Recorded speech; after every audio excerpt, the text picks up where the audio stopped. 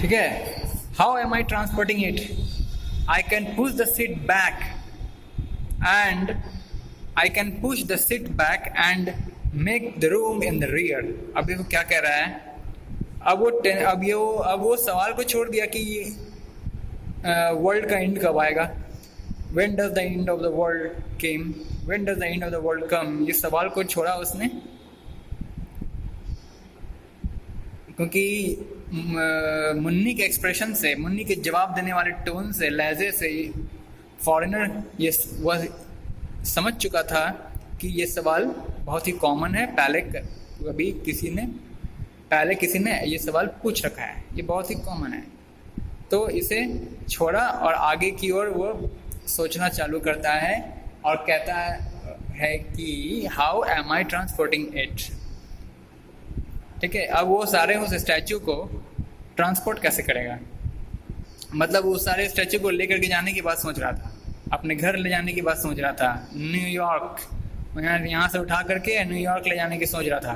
तो अपना उसका एक स्टेशन वैगन था, आपने फिगर में देखा होगा, देखो फिगर में फोटो में यहाँ आप देख सकते हो, ये आदमी, ये स्ट्रेंजर है, यहाँ अपने स्टेशन वैगन है इसके पास, इस स्टेशन वैगन से ये उतरा है और इसी स्टेशन वैगन में उस स्टैचू को उठा करके रखेगा और अपना ले जाएगा दूसरे कंट्री में, ऐसा इसका विचार था। ठीक है, आगे देखते हैं क्या होता है। Now how am I transporting it, I can, तो वो सोचता है कि मैं इसे अपने seat back, I can push the seat back, back वाले सीट को पुश कर सकता है, पीछे की ओर धक्का दे सकता है, मान ली कि मैं अपने बैक सीट को पुश कर सकता हूँ and make room in the rear, और पीछे एक रूम तैयार कर सकता हूँ, मतलब अपने स्टेशन वैगन में, अपने गाड़ी में पीछे वाला जो सीट है उसे पुश कर दूंगा, पुश कर सकता हूँ और एक रूम क्रिएट कर दूंगा, घोड़े के स्टैचू और वॉरियर्स को रखने के लिए एक रूम क्रिएट कर सकता हूँ, ये कर सकता हूँ मैं इतना। लेकिन क्या फिर भी घोड़े और वॉरियर्स, हॉर्स एंड वॉरियर्स, क्या इन दोनों की प्रतिमा को, इन दोनों के स्टैचू को मैं स्थान दे सकता हूँ अपने गाड़ी में? ये सारी बातों को वो सोचने लगा। ठीक है, अपने स्टेशन वैगन में, waving precisely at the back of the seat. ठीक है, now tell me, will you accept 100 rupees or not for the horse. अब देखो, अब सवाल करता है, दाम लगाता है, कीमत लगाता है वो स्ट्रेंजर मुन्नी के सामने कि मुन्नी काका, क्या आपको 100 रुपया मंजूर है कि नहीं इस घोड़े के लिए? I do love to take the whiskered soldier also, ये विस्कट सोल्जर जो हैं इसे भी मैं बहुत पसंद करता हूँ, इसे भी मैं ले जाना चाहता हूँ। आपने विस्कट के बारे में जाना था, पिछले क्लास में मैं बताया था, आप देख सकते हैं यहाँ देखो, ये आप जो मुस्टैच शेप देख रहे हो, कटिंग, मोच का कटिंग इन दिस वे, जैसे सरदारों का होता है, हमारे सरदार भाइयों का, पंजाबी लोगों का जो होता है, कैसे आप मूछ लोग बनाते हैं, शेप कर्व दे करके, यहाँ से नोकीला करके यहाँ से कर्व कर देते हैं, यहाँ चढ़ा के यहाँ पे घुमा देते हैं, इन दिस वे, ऐसे ही होता है ना। तो this is called curve blade, यहाँ पे कर्व ब्लेड है, ये पोर्शन कर्व ब्लेड टाइप का रहता है, इसको कहते हैं मुस्टैचियस, स्काइट मुस्टैचियस। इस मुस्टैच को क्या कहते हैं? स्काइट मुस्टैचियस, एंड दैट इज कॉल्ड विस्कर्ड, मतलब मूछ वाला आदमी। ठीक है, बड़ी मूछ वाला। तो वो जो सोल्जर था कहता था विस्कर्ड था, तो कह रहा है वो फॉरेनर कि I do love to take the whiskered soldier, मैं इस विस्कर्ड सोल्जर को इस मुच्छधर योद्धा को भी ले जाना पसंद करूंगा, इस मुच्छधर जवान को भी ले जाना पसंद करूंगा, but I have no space for him this year. और मैं कहना चाह रहा है कि इस मुस्कट सोल्जर को भी मैं पसंद करता हूँ, लेकिन मेरे पास इस साल मेरे गाड़ी में कोई स्पेस खास नहीं है इसे रखने के लिए। ठीक है, अब देखो, अब यहाँ पर आता है मुन्नी के बारे में, वेन वी प्लेड रामायण। अब मुन्नी लेकिन इन सारी बातों को फॉलो करते हुए अपना वहाँ कंटिन्यू था, अपना वो डिस्कोर्स देने में, लेक्चर देने में कि संसार का खात्मा होगा, ऐसा होगा, वैसा होगा, कल्कि जी आएंगे, हमारे भगवान हैं, ये घोड़े हमारे घोड़े हैं, अपने सिर अपने बैक पर हम सबको, अच्छे आदमियों को बैठा करके मुसीबतों से तार देंगे। इन सारी बातों में, इन सारी लेक्चर्स में, बड़ी बड़ी बातों में, भविष्य की बातों में अपना मुन्नी कंटिन्यू था एंड सो ऑन, वो जा रहा था, मतलब उसी में मगन था। अब मगन होते हुए आगे देखो क्या कहता है Munni, when we played Ramayana they dressed me as Sita, added Munni, okay, I have my station wagon as you see, Munni added, okay. देखो अब मुन्नी ऐसा क्यों कर रहा है आगे पता चलेगा। अब देखो वो फॉरेनर क्या कहता है, I have my station wagon as you see, तुम जैसा कि देख सकते हो मुन्नी काका, ये स्टेशन वैगन मेरे सामने खड़ा है, मेरा है। I can push the seat back, मैं अपने सीट बैक सीट को पुश कर सकता हूँ पीछे की ओर, और एक रूम क्रिएट कर सकता हूँ घोड़े को रखने के लिए। And take the horse in the room created, if you will just lend me a hand with it, अगर आप मुझे अपनी हाथों से इस घोड़े को मुझे सौंप दोगे, अगर आप अपने हाथों से इस घोड़े को मुझे दे देते हो, तो मैं अपने गाड़ी के पीछे वाले सीट को आगे ढकेल करके रूम क्रिएट करके उसमें रख सकता हूँ। ठीक है, ऐसा कौन का? स्ट्रेंजर। अब देखो मुन्नी क्या आंसर करता है, डू यू नो महाभारत, क्या तुम महाभारत के बारे में जानते हो? कृष्ण वॉज द 8th अवतार ऑफ विष्णु। अब देखो सवाल ये कुछ कर रहा है, ये कुछ बात स्ट्रेंजर अब कुछ कहना चाह रहा है और मुन्नी कहीं और खोया हुआ है, महाभारत और रामायण काल में खोया हुआ है। ये अभी प्रेजेंट टाइम की बात कर रहा है, ले जाने की बात कर रहा है, अभी रामायण और महाभारत की बात में अभी तक अटका हुआ है। देखो क्या होता है पता नहीं आगे। हाँ, कृष्णा इन महाभारत वॉज द 8th अवतार ऑफ विष्णु, विष्णु का 8वां अवतार था। कृष्ण भगवान 8वें अवतार थे। I really wonder what you are saying because your answer is crucial. अब कह रहा है स्ट्रेंजर, मैं आश्चर्य हूँ, मैं हैरान हूँ कि आप क्या कह रहे हैं, इस बात को लेकर मैं काफ़ी हैरान हूँ। Because your answer is very crucial, आपका जो जवाब है बहुत ही महत्वपूर्ण है, क्रूशियल है। What you are saying because your answer is crucial, we have come to the point when we should be ready to talk business. We have come to the point, we have come to the point when we should be ready to talk business. मतलब इसका कहने का मतलब है कि मैं हैरान हूँ, मैं वास्तव में मैं काफ़ी हैरानी व्यक्त करता हूँ आपकी बातों पर, आपके इन जवाबों पर, क्योंकि आपका जवाब बहुत ही क्रूशियल है, महत्वपूर्ण भी है, महत्वपूर्ण है, क्रूशियल है और मेरी समझ के पार है।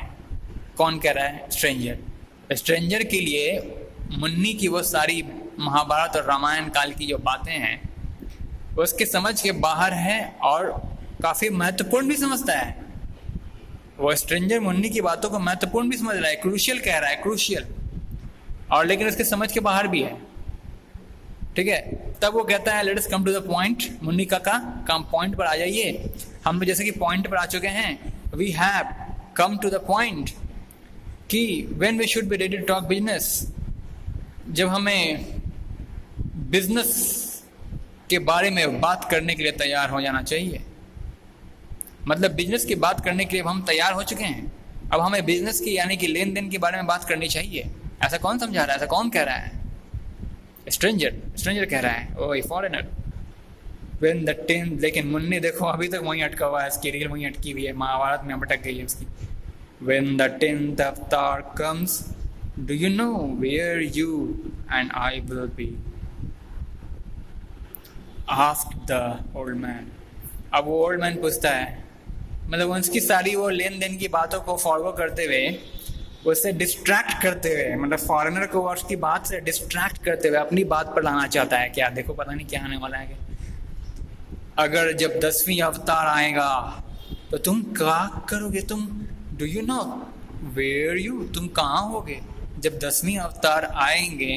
अभी तो कृष्ण 8वां अवतार है ना, जब 10वीं अवतार आएंगे तो तुमको पता है तुम कहाँ होगे और मैं कहाँ रहूँगा?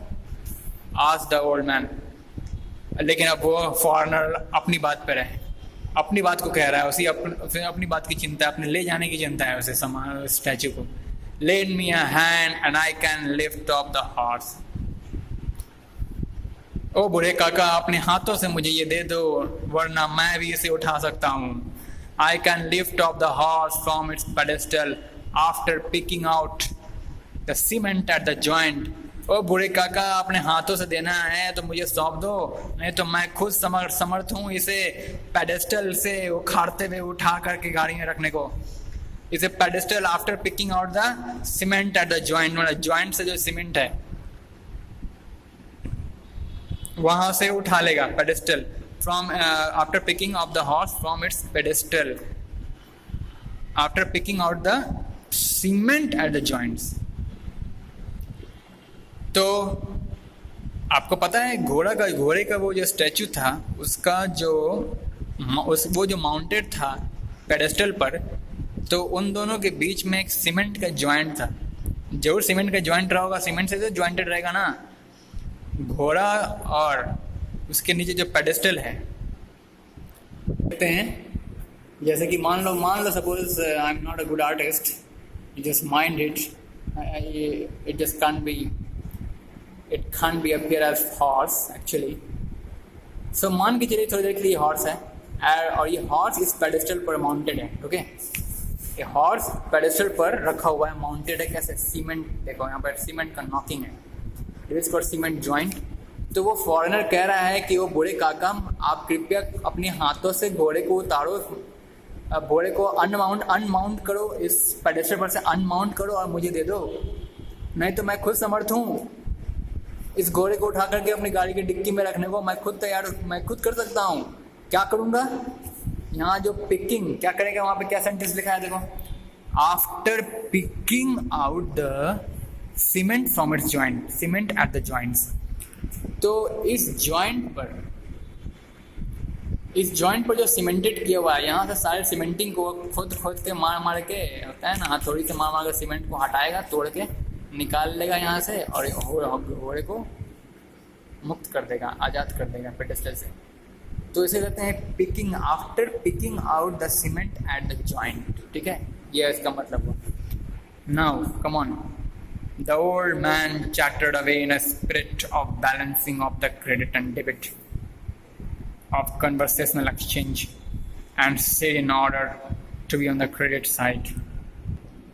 अब आप लोग सब जो एक बहुत ही समराइज्ड वे में थोड़ा एक्चुअली अभी जो वार्तालाप यहाँ शुरू होने वाली है उस बूढ़े आदमी मुन्नी और फॉरेनर के बीच में, देखो थोड़ा सा यहाँ पजल सेंटेंस है।